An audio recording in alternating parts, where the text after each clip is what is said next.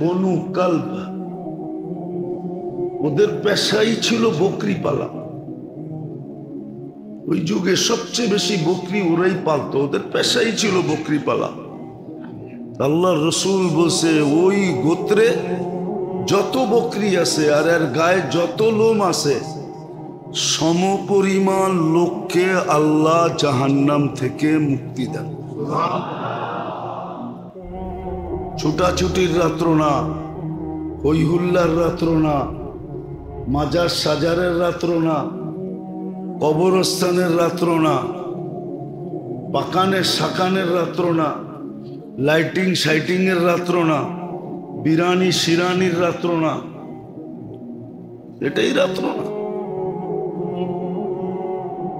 হ্যাঁ, এটা না মুক্তির রাত্র বটে, মুক্তির রাত্র বটে। তাহলে আল্লাহ রসুল কেন বলতেন এত লোককে আল্লাহ মুক্তি দেন? আরবে এক কবিলা ছিলেন, যদি সে মুক্তি চায়, যদি সে মুক্তি চায়,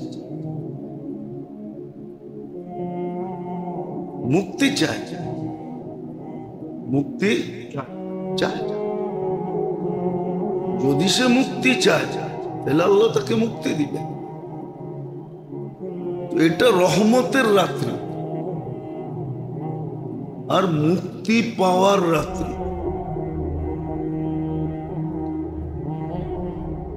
মুক্তি পাওয়ার রাত্রি, রহমতের রাত্রি। আল্লাহর রহমতের দৃষ্টি আসে সূর্য ডুবার থেকে নিয়ে সুবে সাদেক পর্যন্ত, এবং আল্লাহ মুক্তি দেন এই রাত্রে। এই জন্য এই রাত্রের করণীয় সবচেয়ে বড় হলো এই রাত্রের নির্জনতা। কি নির্জনতা? না, উর্দুতে ফার্সিতে একটা প্রবাদ বাক্য আছে, মান আনাম মান দানাম। প্রত্যেক ব্যক্তি নিজেকে নিজে ভালো চিনে, নিজেকে নিজে না চিনে না, নিজেকে নিজে ভালো চিনে। এই জন্য নির্জনতার রাত্রি, নির্জনে বসো, ইবাদত বন্দিগিও করো, আবার কান্না কাটিও করো, দোয়া ইস্তেগফার করো, দোয়া ইস্তেগফার করো, চুপে চুপে নফল। এটা নফল ইবাদত যদিও বটে, নফল ইবাদত যদিও বটে, কিন্তু অনেক সময় নফলটা আসলের চেয়ে বেশি হয়ে যায়। চিকন হোটেলে বইয়া প্রথম কিনলে তারপরে 3 বারও গ্যারাফি লওয়ান যায়। গ্যারাফি বুঝেন? মনে হয় বোঝেন না। গ্রাম্য শব্দ তো নাও বুঝতে পারেন, ঠিক না? আরে বোঝেন কি ফাও, ঠিক না? তখন দেখা যায় আসল যেটুক লইছেন ওর চেয়ে কয়েক গুণ বেশি হয়ে গেছে। কিন্তু প্রথমটা আপনাকে কিনতে হবে, প্রথমটা ঠিক এরকমই নফল, কিন্তু অনেক বড়, অনেক অনেক বড়। এই জন্য এই রাত্রে কবরে যাওয়া জরুরি না, কবরস্থানে যাওয়া জরুরি না, কবরস্থানে যাওয়া জরুরি না। বরং যেই পরিস্থিতি এখন দাঁড়াইছে এতে না যাওয়াটাই উত্তম। যেই পরিস্থিতিটা এখন দাঁড়াইছে না যাওয়াই উত্তম, না যাওয়া চাই। বরং নির্জনে বৈশা ইবাদত বন্দেগী করা, জিকির করা, তেলাওয়াত করা, আর দোয়া আর কান্নাকাটি করা। আরেকটা মুর্দাদের জন্য মাপ চাওয়া, মুর্দেগানদের জন্য খুব আল্লাহর কাছে চাওয়া, কিন্তু একা একই নির্জনতার মাধ্যমে, হই হুল্লা না। আমি বললাম না, রাগ হয়ে গেলেন কিনা আপনারা, যে বরাতরে বানায় ফেসি বারাত। লাইলাতুল সবে বরাত এখন সবে বারাত হয়ে গেছে, চলনের রাত্রি। আর যত প্রথা শ্রোতা আছে এগুলা কিচ্ছু নাই, এগুলা সব মানব রচিত, শয়তানের পক্ষ থেকে নির্ধারিত, যার জন্য বাঁচা চাই। আর দিনের বেলা রোজা রাখা নফল, রাখতেও পারেন নাও রাখতে পারেন। এমনি তো রমজান মাসে, শাবান মাসে আল্লাহর রসুল সাল্লাল্লাহু আলাইহি ওয়াসাল্লাম সবচেয়ে বেশি রোজা রাখতেন। রমজানের পরে এত বেশি রোজা কোনো মাসে রাখতেন না, শাবানে যত রোজা রাখতেন। আরেকটা মাসেও, মুহররম মাসে খুব রোজা রাখতেন। আপনি নফল রাখতে পারেন। এই জন্য মেরে দোস্ত, সুযোগটা আসছে, সহিভাবে কাজে লাগাই। নির্জনতা অবলম্বন করি, ঘরের ভিতরে করি, মসজিদে হইহুল্লা না করি। মসজিদে যেন হইহুল্লা না হয়, নির্জনতার পরিবেশ থাকে। আর রাস্তাঘাটে ছুটাছুটি না হয়, মাজারে মাজারে ঘুরাঘুরি না হয়, কবরস্থানের চক্কর না হয়, লাভ কিচ্ছু হবে না। বরং দেখা যাবে সুযোগটা আসছিল, কাজে লাগাই না। হয়তো আল্লাহ বলতেও পারেন, আর বলার যুক্তিকতা আছে, যে তোমার বয়স কত, কয়টা সবে বরাত পাইছো, বয়স কত, কয়টা রমজান পাইছো, বয়স কত, কয়টা লাইলাতুল কদর গেছে। একটা ধরলেই তো হইতো, একটাই তো এনাফ ছিল না, না ছিল না? এক লাইলাতুল কদর 83 বছর, 83 বছর বাঁচে কে? এক সবে বরাত ধরলেই তো মাগফিরাত হইতো। আল্লাহ যাকে একবার মাফ করেন, তাকে দ্বিতীয়বার শাস্তির যোগ্য বানান না। এটা আল্লাহর সিস্টেম, এটা দুনিয়ালাদের মতন না। বহিষ্কার করে চিঠি দিয়ে আবার ডাইকাই না, আবার কি করে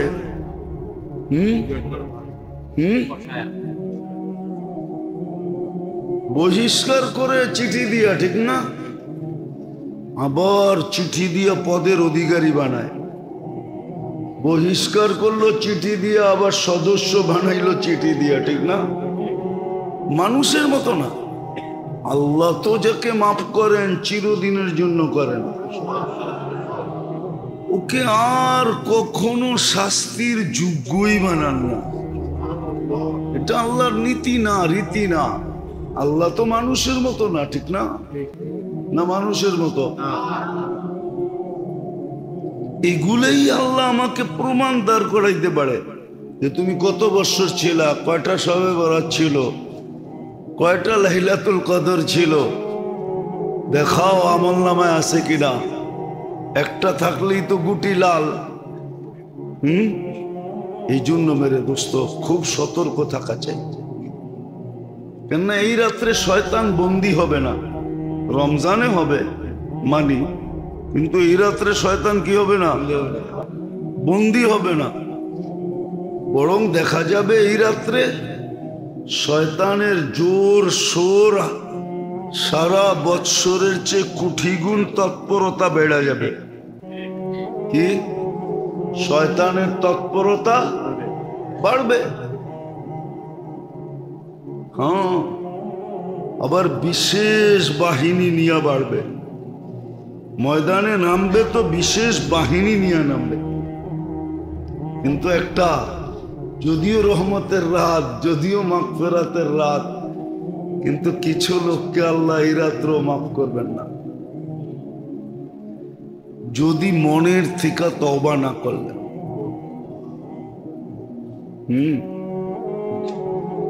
এই জন্য সহজ পদ্ধতি, সূর্য ডুবার আগেই মনের থেকে আস্তাগফিরুল্লাহ আল্লাযী আস্তাগফিরুল্লাহ মিন কুল্লি যামবিন ওয়া আতুবু ইলাইহি, আস্তাগফিরুল্লাহ মিন কুল্লি যামবিন ওয়া আতুবু ইলাইহি।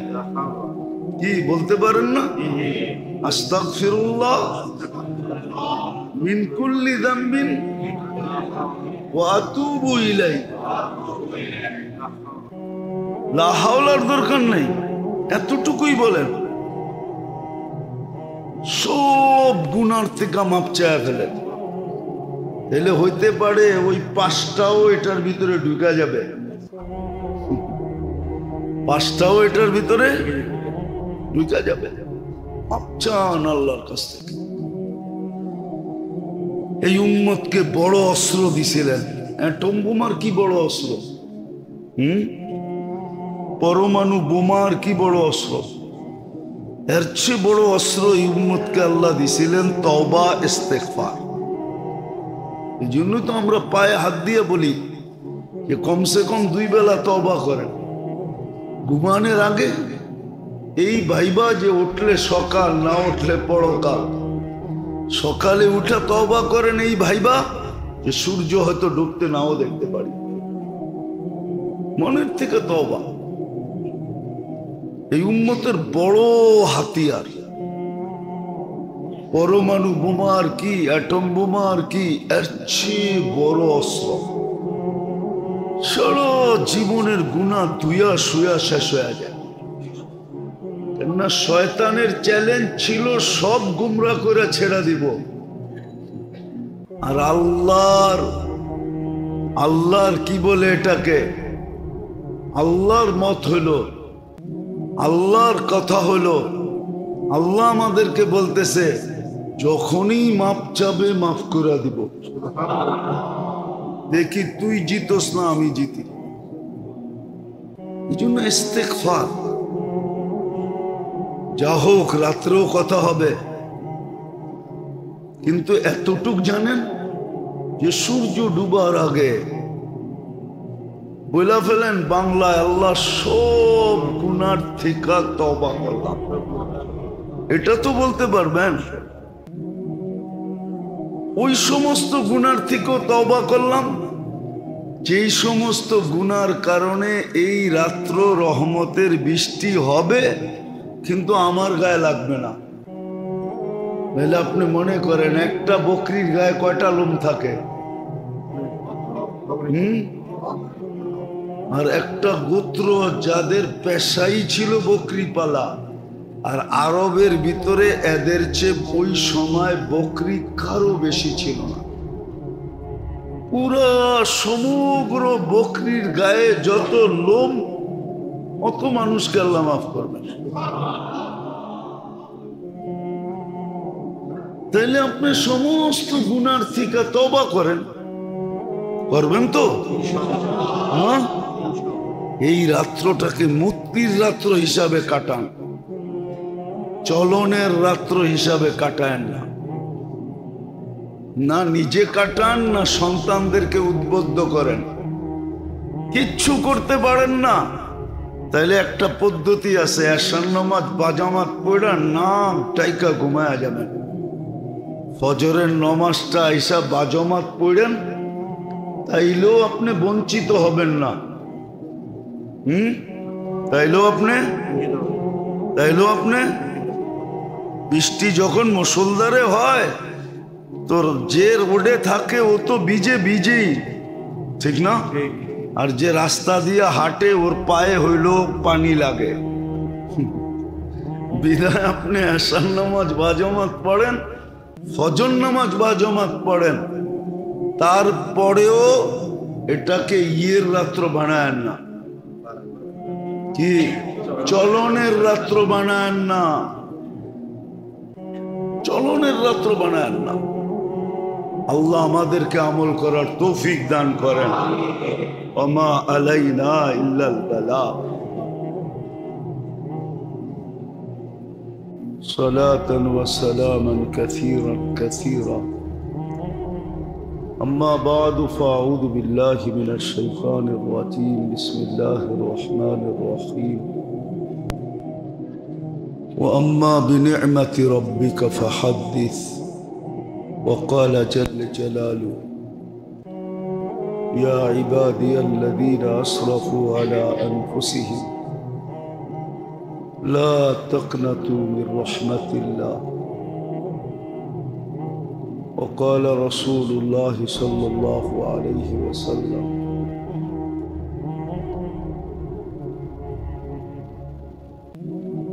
إن الله تبارك وتعالى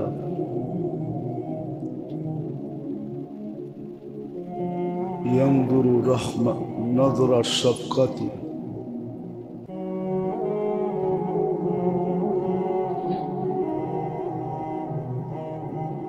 إذا كان نصف من شعبان أو كما قال عليه الصلاة والسلام. मेरे अजीजों, मेरे दोस्तों, मेरे भाइयों, कुरान करीम এবং হাদিসে নববীর থেকে যতটুকুই তেলাওয়াত করলাম আশা রাখি একই সামনে রেখে কিছু কথা রাখবো। সাথে সাথে সকলের কাছে দোয়ার দরখাস্ত, কথাগুলা বুঝা এবং আমল করার তৌফিক দান করুন।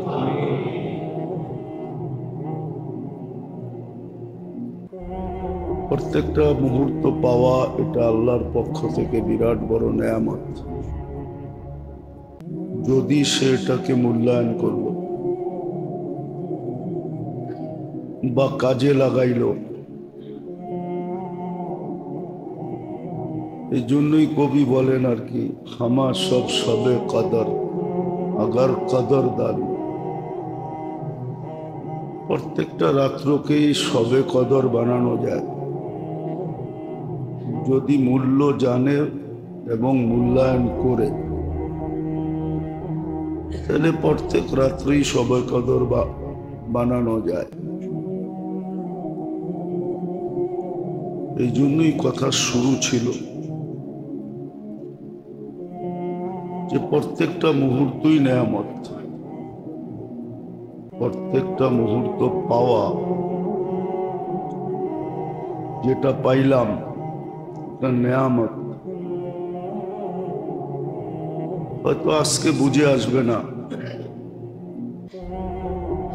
কিন্তু একদিন বুঝে আসবে। নাইলে হাদিসে এই কথা আসতো না যে একবার সুবহানাল্লাহ দুনিয়াতে বেশি পড়ছে আর যে কম পড়ছে, দুনিয়ার পার্থক্যে শুধু একবার দেখা যাইতেছে, কিন্তু আখিরাতের পার্থক্য অনেক লম্বা হয়ে যাবে। কেননা একবার সুবহানাল্লাহ বললে সৌরজগতের অর্ধেক জায়গা নেকি দ্বারা পূর্ণ হয়। সৌরজগৎটা কতটুকু এটা আমাদের জানা নাই। সৌরজগৎটা কতটুকু প্রশস্ত, কতটুকু লম্বা, কতটুকু পাশ, এটা মানুষের জানার কোনো ক্ষমতা নেই। এতটুক ব্রেন আল্লাহ মানুষকে দেন নাই যে সে সৌরজগৎ অনুভব করবে সৌরজগৎটা কত বড়। বিদায় দুনিয়ায় দেখা যাবে একবারের পার্থক্য, উনি একবার বেশি পড়ছে, আমি একবার কম পড়ছি, কিন্তু আখিরাতের পার্থক্যটা অনেক বড় হবে। এই জন্য প্রত্যেকটা মুহূর্তই কিন্তু নেয়ামত, আল্লাহর পক্ষ থেকে প্রাপ্য নেয়ামত। হ্যাঁ, ওই ব্যক্তির জন্য যে মুহূর্তটার দাম বোঝে এবং মূল্যায়ন করে।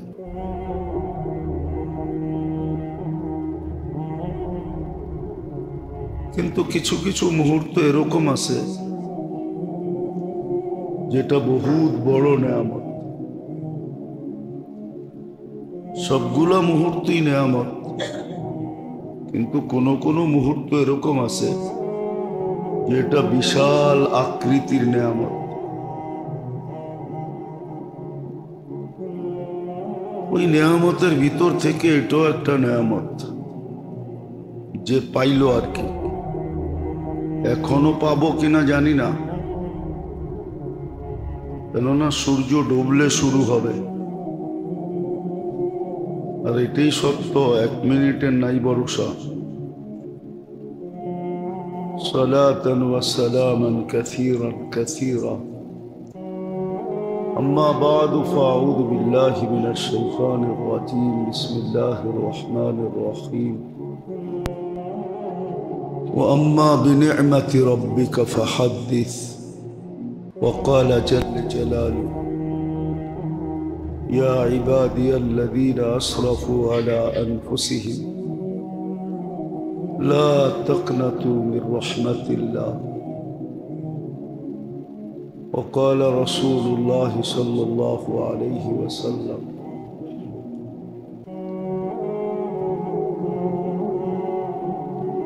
إن الله تبارك وتعالى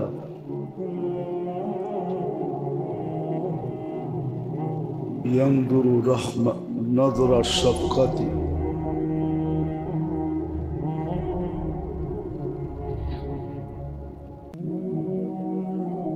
إذا كان نصف من شعبان أو كما قال عليه الصلاة والسلام. मेरे अजीजों, मेरे दोस्तों, मेरे भाइयों, कुरान करीम এবং হাদিসে নববীর থেকে যতটুকুই তেলাওয়াত করলাম, আশা রাখি একই সামনে রেখে কিছু কথা রাখবো। সাথে সাথে সকলের কাছে দোয়ার দরখাস্ত, কথাগুলা বুঝা এবং আমল করার তৌফিক দান করুন।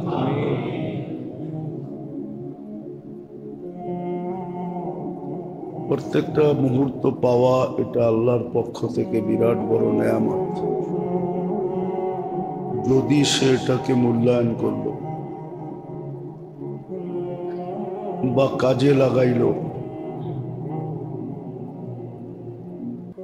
এই জন্যই কবি বলেন আর কি, হামা সব সবে কদর আগার কদর দান।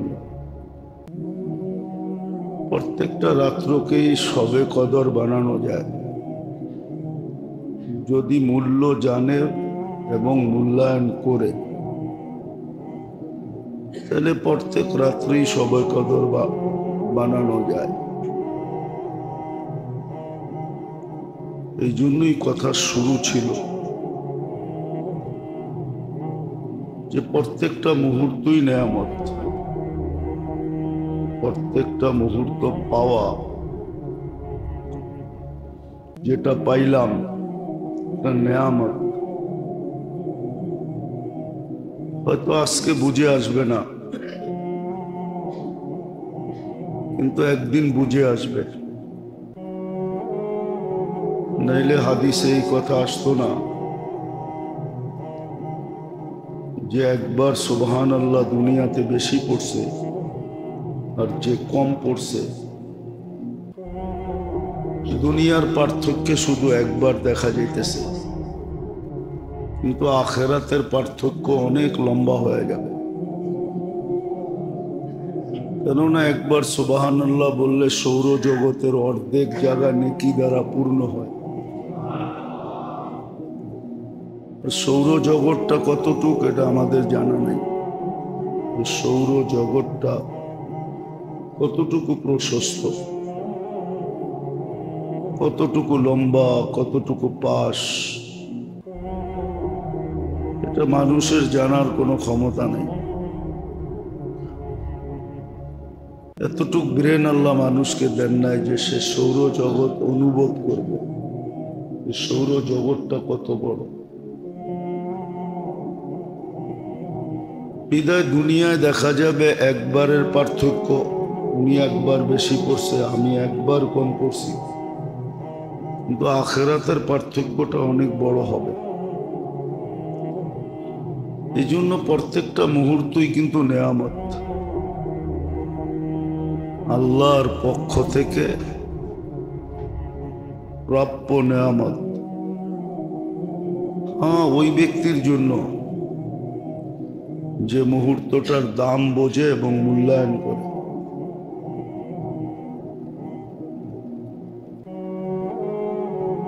কিন্তু কিছু কিছু মুহূর্ত এরকম আছে যেটা বহুত বড় নেয়ামত।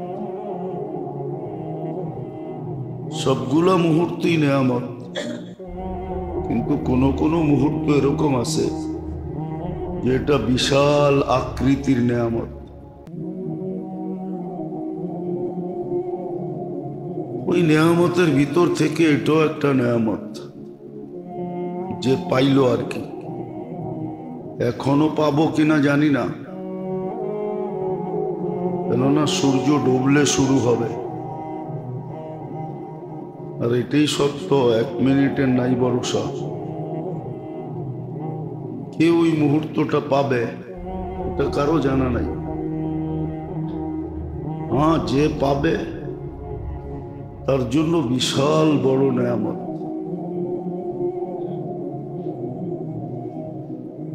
নেয়ামত আল্লাহ এই জন্যই বন্দাকে দেন যে এতটুক পাইলে যেন এতটুক করে নেয়। এই জন্য কোরআনে ইঙ্গিত দিছেন, লাইন শাকারতুম লাযীদান্নাকুম। পাইবা অল্প, যদি মূল্যায়ন করো তাহলে অনেক বড় হয়ে যাবে।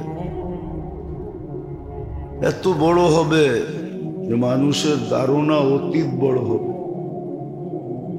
ধারণায়ও আসবে না যেটা কত বড় হলো।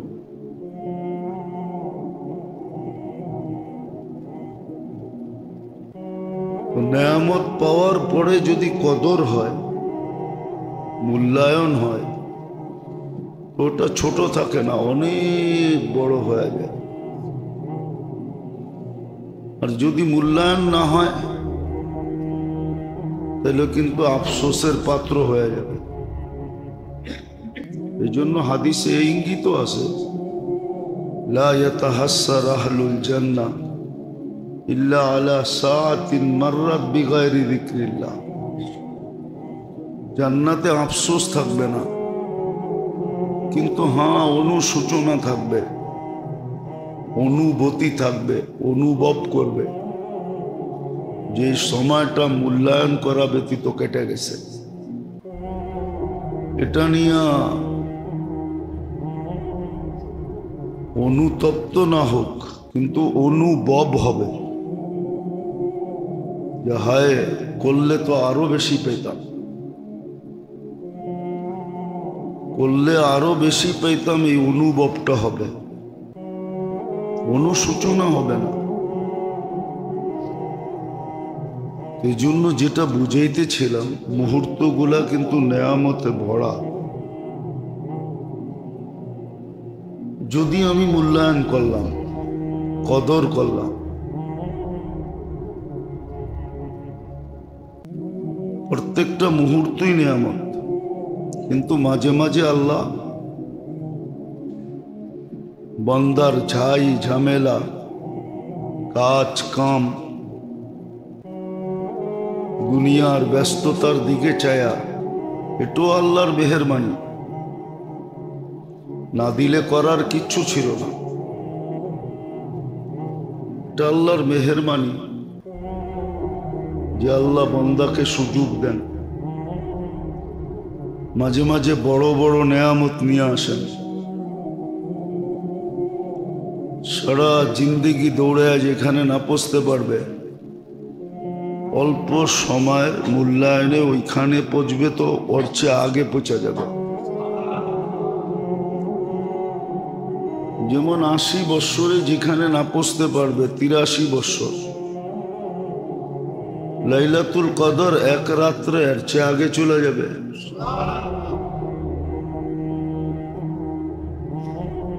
এরকম কিছু মুহূর্ত আছে, পরিশ্রম অল্প, লাভ অনেক। পরিশ্রম অল্প করবে কিন্তু লাভ অনেক হবে, দুনিয়ার লাভ না।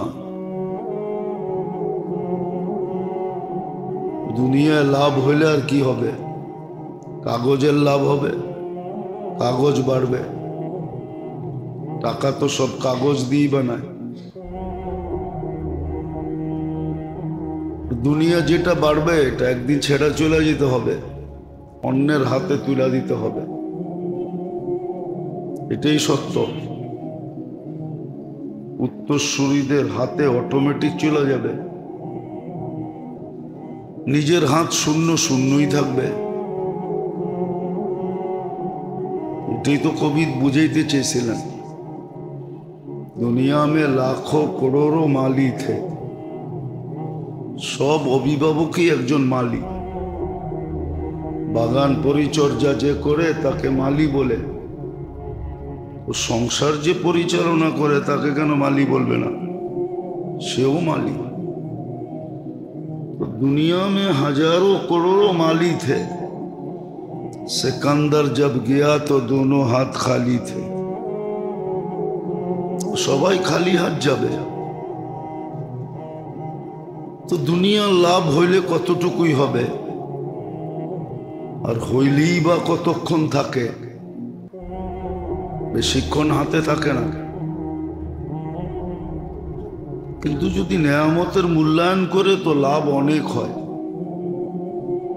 আর এটা চিরদিনই হাতে থাকবে, কখনো হাতছাড়া হবে না।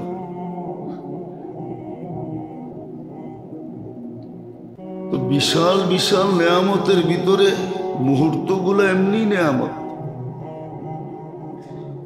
আবারও বারবার বলতেছি, মুহূর্তগুলা পাওয়া এটাই নেয়ামত। নাহলে সকালে উঠার পরে এই দোয়া হইতো না, আলহামদুলিল্লাহিল্লাযী আহইয়ানা। এটা নেয়ামত, সকাল করতে পারলাম। কেন উঠছি বিদায় সকাল, না উঠলে তো পরকাল। যে ওঠে না তার জন্য পরকাল হয়ে গেছে, যে উঠছে তার জন্য সকাল। তো মুহূর্তগুলো সব নেয়ামত, কিন্তু ভালো মতে দিলে গাথি ওর জন্য, যে এটা বুঝলো এবং মূল্যায়ন করলো। আর যদি বুঝলো না, মূল্যায়ন করলো না, ওর জন্য কোনো নেয়ামত না।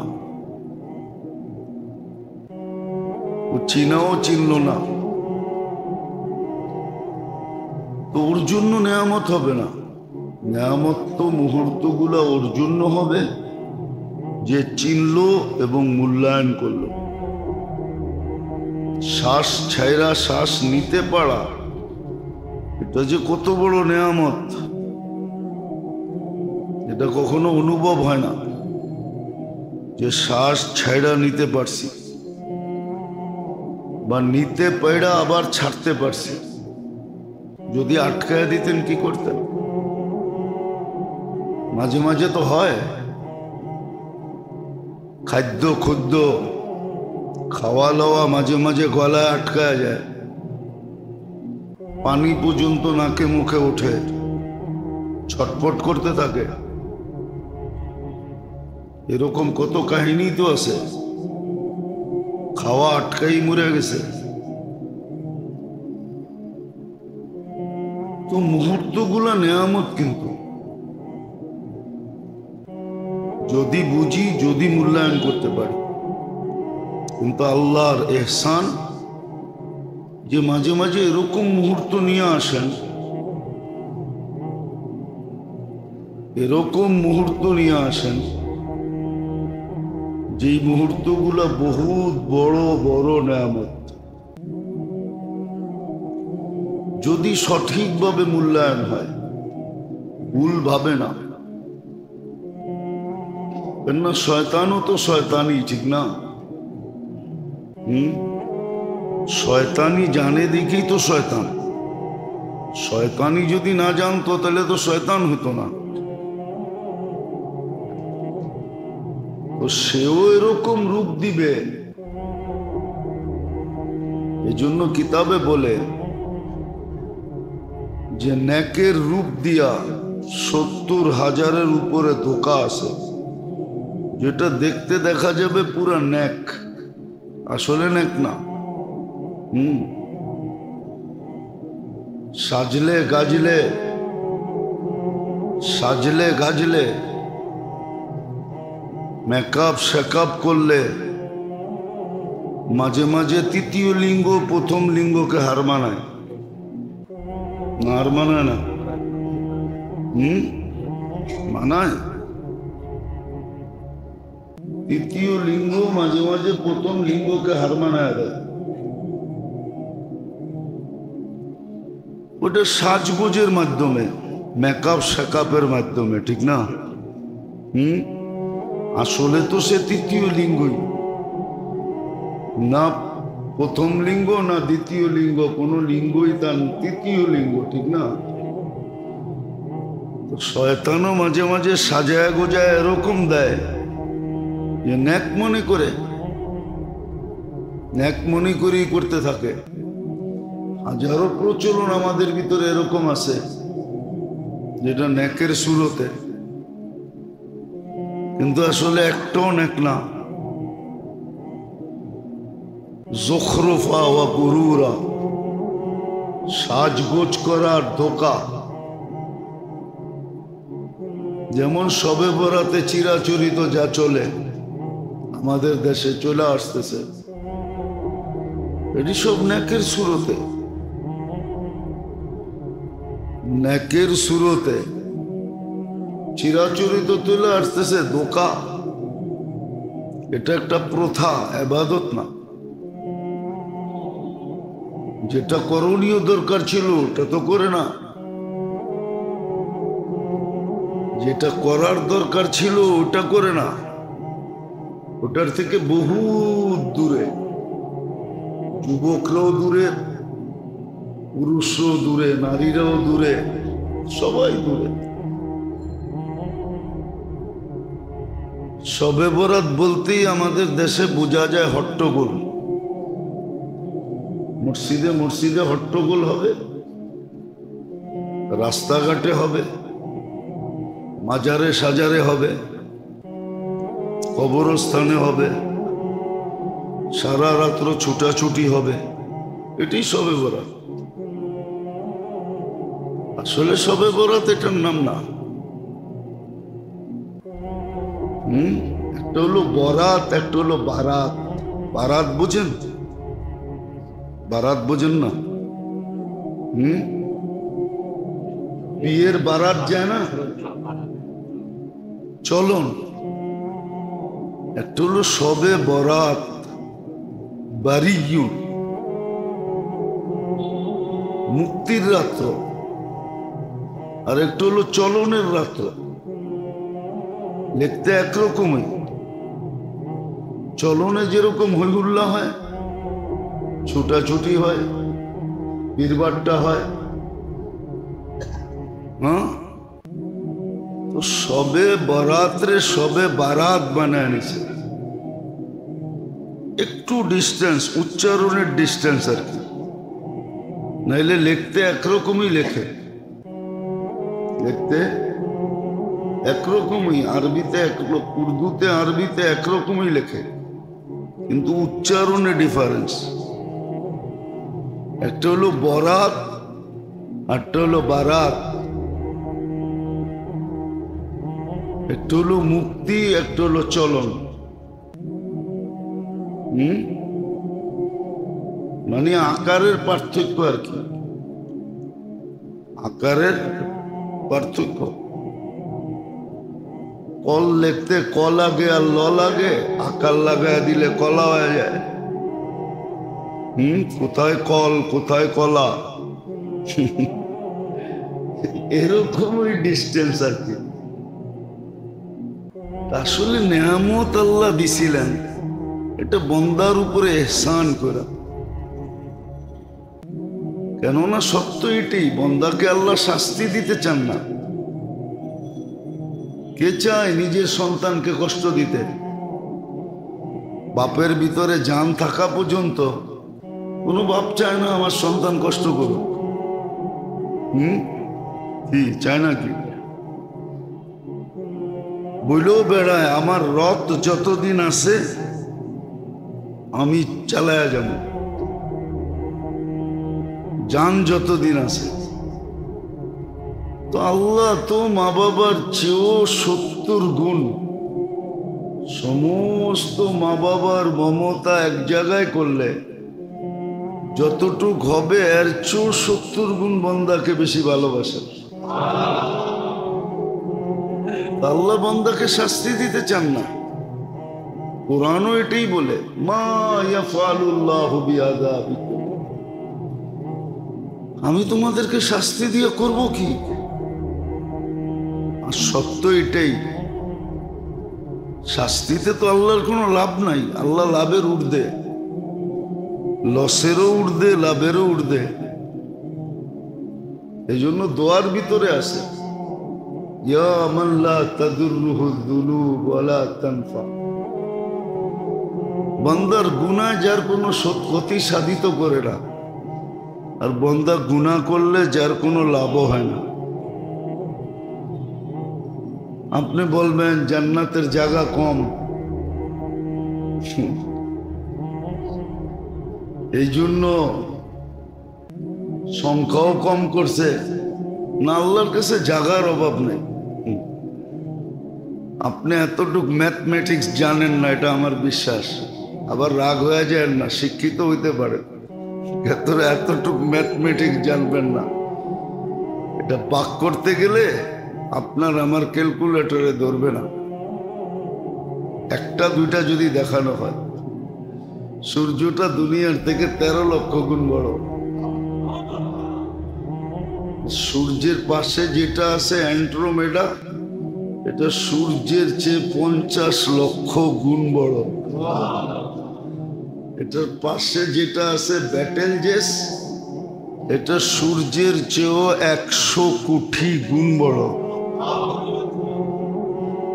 এরকম শুধু 10টা দেখানো যায়।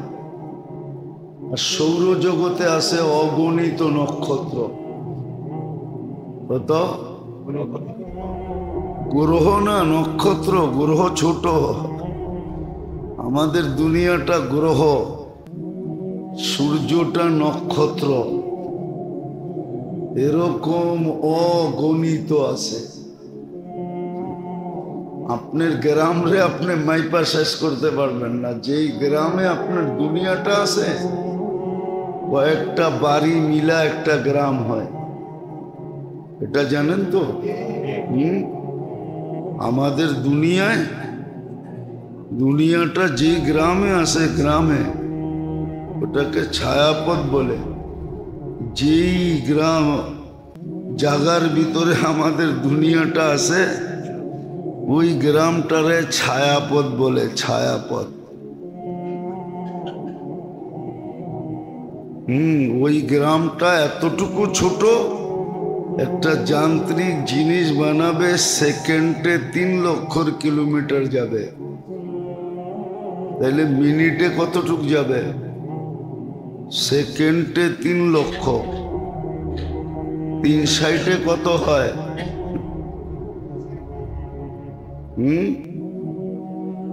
180 লক্ষ। ঠিক আছে? মিনিটে, ঘন্টায়। তারপরও আমাদের গ্রামের এই মাথাতে ওই মাথায় যেতে 3 লক্ষ আলোক বৎসর লাগবে। আলোক বৎসর কি বাড়িতে যেয়ে দেখা নিয়েন। এই জন্য বন্দার গুনায় আল্লাহর কোনো ক্ষতি সাধিত হয় না, আর কোনো লাভও হয় না। আল্লাহ দুটার ঊর্ধ্বে। অনেকে ভাবে জান্নাতের এত জায়গা কই পাবে, ঠিক না? এটাও ছাগলের একটা কোয়ালিটি। ছাগল 100 প্রকার তো, দুনিয়াতে 100 প্রকারের উপরে ছাগল পাওয়া যায়, প্রজন্মের উপরে 100-র উপরে আইটেম ছাগলের পাওয়া যায়। এটাও এক ধরনের ছাগল। ওর বিজ্ঞান দিয়ে ওরে বুঝানো যায় যে জায়গা কই পাবে। যাক, যেটা বুঝাইতেছিলাম, আল্লাহ নিয়ামত আমাদের সামনে নিয়ে আসছে, এটা আল্লাহর ইহসান। হ্যাঁ, যদি সঠিক মূল্যায়ন হয়, সঠিক মূল্যায়ন, প্রত্যেকটা মুহূর্তই নিয়ামত। কিন্তু মাঝে মাঝে এরকম নিয়ামত নিয়ে আসেন যে অল্প সময় যেন লম্বা পথ পাড়ি দিয়ে ফেলতে পারে। এটা আল্লাহর বিশেষ ইহসান বান্দার উপর। আর ওটারও কারণ বললাম, কেননা বান্দাকে আল্লাহ শাস্তি দিতে চান না, আর এটা যুক্তিতেও আসে না। এই জন্য কোরআন বলছে, কেন শাস্তি দিব? মা ইয়াফআলুল্লাহু বিআযাবিকুম। বিভিন্ন জিনিস একত্রিত করলে যুক্তিতে আসে না যে শাস্তি কেন দিবেন। যার মমতা এত, যিনি মানুষকে বানাইলেন কুদরতি হাত দিয়া, সৃষ্টির ভিতরে সৌন্দর্য দিলেন, শ্রেষ্ঠত্ব দিলেন, সেরা গঠন দিলেন, বিবেক দিলেন, বুদ্ধি দিলেন, সব কিছু মানুষকে দিয়া দিলেন, কোন সৃষ্টিকে কিছু দিলেনই না। এই জন্য কোন সৃষ্টির কিন্তু বিনিময় নাই। গুণগান আছে, কিন্তু গুণগানে বিনিময় নেই। এই জন্য ফেরেশতারা বলছিল বটে যে আমরা তো আপনার গুণগান গাই। তো ভাবলে এটাই বোঝা যায় যে আল্লাহ বলতেছে গুণগান গাইলে কি হবে? গুণগানের তো কোনো দাম নাই। আমার তো দামওয়ালা গুণগান দরকার। তোমরা গুণগান গাও মানি, কিন্তু কোনো কি নাই, বিনিময় আছে নাকি? দাম আছে নাকি? বিনিময় থাকলে না দাম হইতো, ঠিক না? কি বলেন? তোমাদের তো কোনো বিনিময় নাই, দাম নাই। তোমরা গুণগান গাও বটে, কিন্তু এই গুণগান তো আমার দরকার নাই। নকল টাকা কয়েক বস্তা দেখ না, তাতে কি আসে যায়? পানি গরমের কাজে আসতে পারে, কোনো কাজে আসবে না। আসবে নাকি? হ্যাঁ, উল্টা জেল জরিমানা হইতে পারে, ঠিক না? আল্লাহ বলে তোমরা গুণগান গাও বটে, তোমাদের গুণগানের তো কোনো ভ্যালু নাই। আমার তো দরকার ভ্যালুওয়ালা। মানুষের গুণগানে ভ্যালু আছে, এই জন্য আমি মানুষ বানাইছি। মানুষের গুণগানে ভ্যালু, দাম। এই জন্য ফেরেশতাদেরকে আল্লাহ অ্যাবাউট করছেন। নাহলে ফেরেশতারা বলছিল নাহনু নুসাব্বিহু ওয়া নুকাদ্দিসু লাক। সব হাদিস একত্রিত করলে দেখা যায় সৃষ্টির গুণগান বড় আজীব গুণগান। লা ইয়াগফাল ওয়ালা ইয়ালতাফিত তারফাত আইন। চোখের পলক ঝরতে যতক্ষণ সময় লাগে না, বিমুখ হন না এদিক ওদিক তাকান। এরকম মনোযোগ দিয়া সেজদা, আর তাও কবের থেকে? মিন আউয়ালি খালকি ইলা ইয়াউমিল কিয়ামা। জন্ম লগ্ন থেকে কিয়ামতের সকাল পর্যন্ত। কিন্তু আল্লাহ বলে বেলু তো নাই, আনবেলিড, বেলুহীন। এই গুণগান তো আমার দরকার নাই। আমার দরকার হলো বেলুওয়ালা গুণগান। এটার জন্য মানুষ লাগবে, এই জন্য মানুষ বানাইছেন। তো যুক্তি তর্ক সবকিছুতেই বুঝে আসে যে মানুষকে আল্লাহ শাস্তি দিতে চান না। বলে তাইলে মানুষ শাস্তি পাবে কেন? তো তাহলে কবির কথাই সত্য, খোদ ফাসা পয়েদ মে বুলবুল क्या खता सयाद की, खुद फंसा कैद में बुलबुल क्या खता सयाद की। सयाद বুঝেন? শিকারীর কি দোষ? गुल पे आशिक होके बुलबुल जिंदगी बर्बाद की। ও যদি ফুলের প্রেমে না পড়তো তাহলে শিকারীর জালেও আটকাইতো না, ঠিক না? ওর ভুলেই তো ফাটছে, ঠিক না? মানুষ তো মানুষের ভুলেই ফাঁসে, মানুষ মানুষের ভুলেই ফাঁসে, মানুষ মানুষের ভুলেই ফাঁসে। আল্লাহ কিন্তু ভুলের কোন রাস্তা মানুষকে দেখে একটা মুহূর্তে নেয়ামত। হাদিস কোরআন দিয়ে বোঝানো যায়। বুখারী শরীফে আছে, পিপাসিত কুকুর চক্কর কাটতেছিল কুয়ার পাশে, কিন্তু ও তো মানুষের মতো বুদ্ধিমান না যে পানি উঠায়া পান করবে, আর বালতিও ছিল না যে পানি উঠাবে। তো পতিতা মেয়ে পানি উঠায়া পান করাইছে। ও ভাবছে একটা সুযোগ আসছে,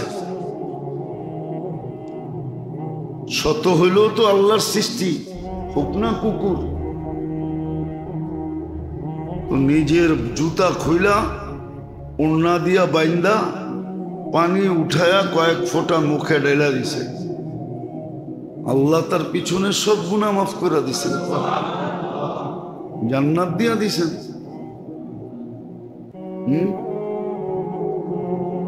ও ভাবতে পারতো যে কুকুরই তো, মরলে কুকুর মরবে, ঠিক না? কি বলেন? হ্যাঁ, বরং একটা কমবে। কিন্তু সুযোগ আসছে, কাজে লাগায় দিছে। এটা সত্য, হাদিসে ঘাটলে বোঝা যায় যে এই মেয়ের কোনো সোয়াবের ধারণাই ছিল না, সোয়াবের কোনো ধারণাই ছিল না। অনলি একটা সহানুভূতি ছিল অবুঝ প্রাণীর উপরে, একটা সহমর্মিতা ছিল, এতটুকুই তার মনে ছিল। কিন্তু এত বড় যে মিলবে ওটা ও জানতো না, যে আমার মতো পতিতার জীবনের গুনাহ মাফ হবে আর আমি আবার জান্নাতেও যাব,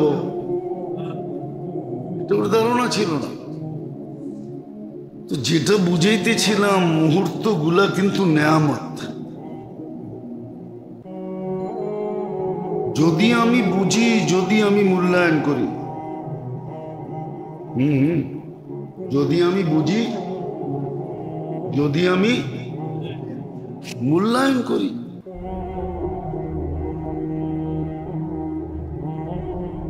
আর যদি বুঝলাম না, মূল্যায়ন করলাম না, তাহলে তো সময়, সুযোগ আর সময় আমার জন্য অপেক্ষা করবে না। কেননা সময় কারো জন্য অপেক্ষা করে না, এটাই চিরাচরিত সত্য। মানুষ সময়ের অপেক্ষা করে, এটা ঠিক আছে। 3 ঘন্টা আগে যে এয়ারপোর্টে বসে থাকে, ঠিক না? স্টেশনে গাড়ি ছাড়ার আগে যে বসে থাকে। মানুষ সময়ের অপেক্ষা করে, কিন্তু সময় মানুষের অপেক্ষা করে না। এরকম সুযোগও, মানুষকে সুযোগ তালাশ করে নিতে হবে, সৎ ব্যবহার করতে হবে। সুযোগ কিন্তু কারো অপেক্ষা করবে না। আর এটাও সত্য, একটু আগেই বলছিলাম, সুযোগের সৎ ব্যবহার না হইলে সুযোগ আমাকে কাঁদাবে, সুযোগ আমাকে নিঃসন্দেহে কাঁদাবে। এই জন্য কোরআনে অনেক জায়গা আছে, ইয়া লাইতানি, ইয়া লাইতানি, এটা আফসোসের শব্দ। হায় যদি, হায়, হায়টা হইল আফসোসমূলক শব্দ। হায় যদি, ইয়া লাইতানি ইত্তাখাযতু মা'আর রাসূলি সাবিলা, ইয়া লাইতানি ইত্তাখাযতু ফুলানান খলিলা, ইয়া লাইতাহা কানাতিল কাদিয়া। তো এরকম ইয়া লাইতানি বহু জায়গায় আছে কোরআন। আফসোসের কারণ হবে ঠিক যে আমাকে স্বাভাবিক শ্বাস নিতে দাও।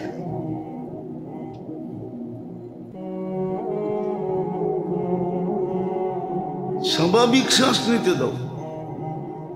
আল্লাহর ইহসান এটা, আল্লাহর ইহসান যে আপনাকে সুযোগ দিছেন, নিজেই দিছেন, নিজেই দিছেন। আর এটা যুক্তিসঙ্গত, কোনো অযৌক্তিক না। হ্যাঁ, যদি সঠিক মূল্যায়ন করা হয়,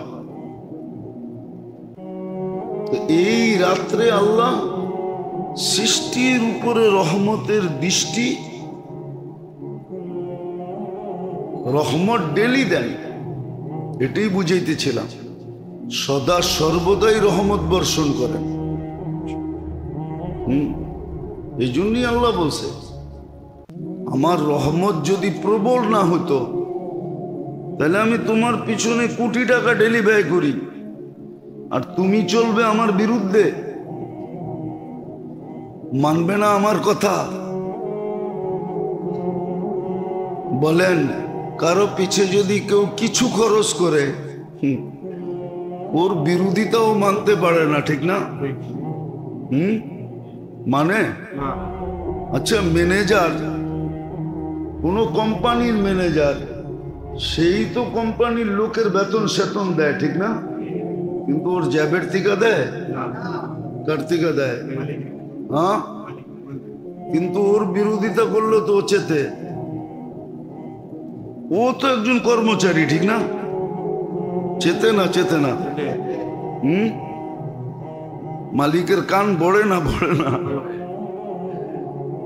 অথচ ওকে শুধু রাখছেই বন্টন করার জন্য। কি ম্যানেজার বন্টন করবে?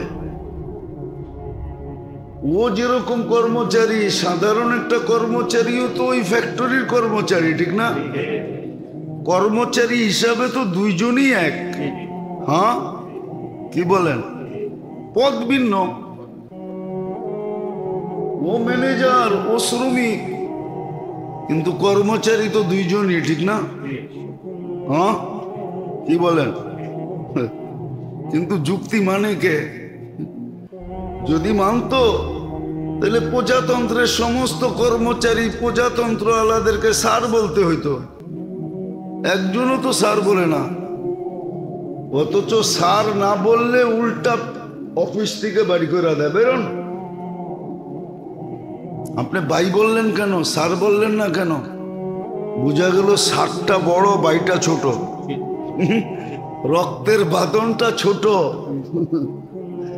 পদের বাঁধনটা বড়। দেখবেন, আমি ক্রিটিসাইজ করতেছি না, মাঝে মাঝে এগুলো নিয়ে ভাবি, তো ভাবলে অনেক খারাপ লাগে, অনেক। হ্যাঁ, ও নিয়োগপত্র দেখেন, যত প্রজাতন্ত্রের কর্মচারী আছে ওর নিয়োগপত্র দেখেন আপনি। আমি প্রজাতন্ত্রের অনুগত্য হয়ে থাকবো। কাউকে কাউকে তো কোরআন হাতে দিয়ে শপথ করায়, ঠিক না? তো তো প্রজাতন্ত্রকে স্যার বলা দরকার, ঠিক না? ওকে স্যার বলবে কেন, ঠিক না? হ্যাঁ, কিন্তু ওরা স্যার না বললে তো চেতা যায়। মাঝে মাঝে তো আমরাও দেখি, ভাই বললে চেহারা বিগড়ায়া যায়। অথচ ভাইয়ের বন্ধন বড় না স্যারের বন্ধন বড়? বলেন তো। ভাই তো রক্তের বাঁধন,